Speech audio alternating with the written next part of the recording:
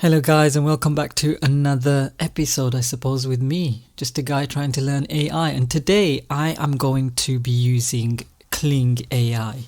Kling is something that I've been playing about with for a couple of weeks now, and I must say I do enjoy it. But one of the problems I have, and I think many of you might have as well, is trying to execute that thing that you want in your imagination, trying to achieve the kind of desired effect and the end product that you want.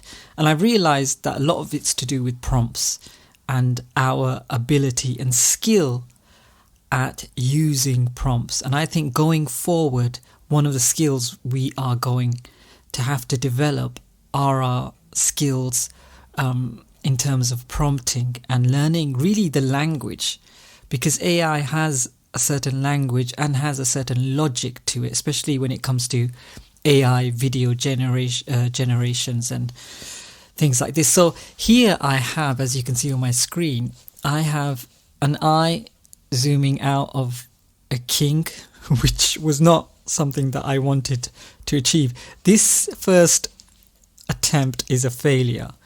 And basically what I wanted to have was either the eye going in, the camera going into the eye of the king, or the camera zooming out of an eyeball and then revealing the king himself.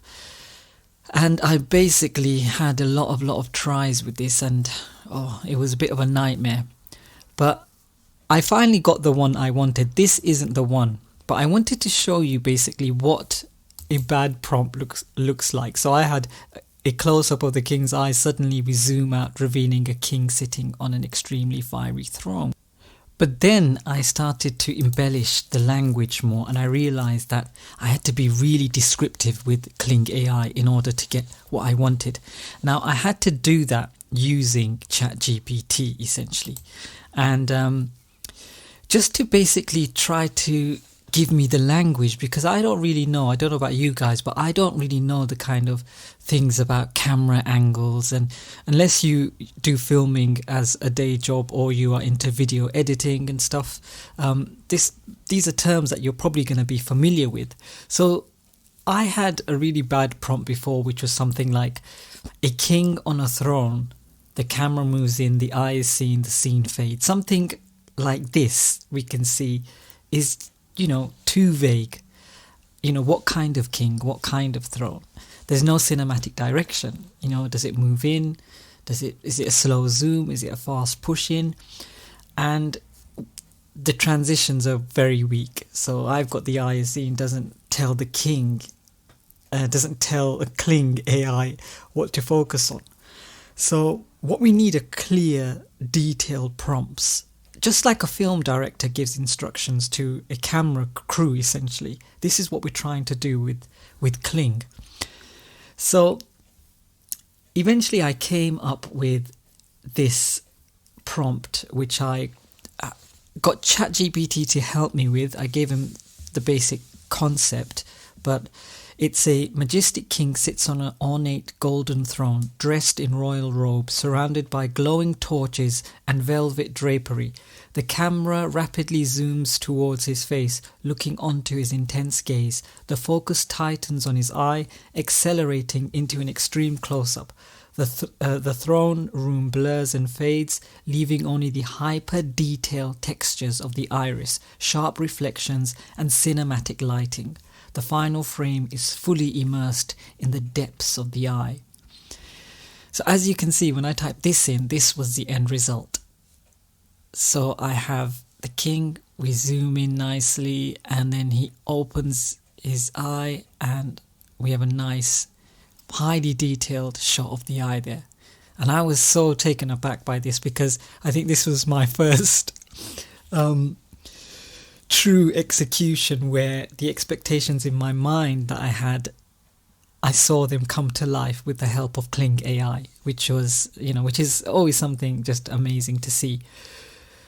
So let me just tell you why this works, okay? So I've got, firstly, in my prompt, I'm setting the scene with strong descriptions. I've got majestic king, I've got an ornate golden throne and glowing torches and velvet drapery. Now, that one didn't particularly come to fruition, and I wonder if I did a longer video, like a 10-second video in Kling AI, whether it would have put that in. It didn't do it within the 5-second clip limit, and that just might be a decision that the AI itself has had to take a decision on, which is cool. I'm happy with this result. I can, try and go for the 10-second one maybe later on today. And then secondly, I'm adding cinematic camera movements, okay? So I'm saying terms like the camera rapidly zooms towards his face, locking onto his intense gaze, right? So, the camera rapidly zooms, specifies movement speed and direction, and then locking onto his intense gaze tells AI to focus on emotion. And, we also have other actions like panning and tilting and dolly in and all these kind of camera terms that I'm learning now, which is fantastic. And then thirdly, we need to talk about transitions and close-ups, especially when you're trying to create that dramatic effect. So I've got in my prompt, the focus tightens on his gaze, accelerating into an extreme close-up. So here we see that this prompt is essentially telling Kling AI to build the tension and eventually towards that visual impact that we want to achieve. And then I've also got the throne room blurs and fades. So this creates a smooth transition into the next scene between the eye and the king, essentially. So we have words like fades and dissolves and morphs, and all of these terms, these specific words, they trigger something in Kling AI or any other, hopefully, AI generative video kind of software. And it basically guides it, gives it some kind of instruction. And then to end with, we have this hyper detailed textures of the iris, sharp reflections and cinematic lighting. So the term hyper realistic close-up again guides the AI to give this very realistic close-up of the eye, and then the final frame is fully immersed in the depths of the eye. So this makes the viewer feel like they're inside the eye, and that's what I wanted to have. So that final shot, it really leaves this kind of strong impression.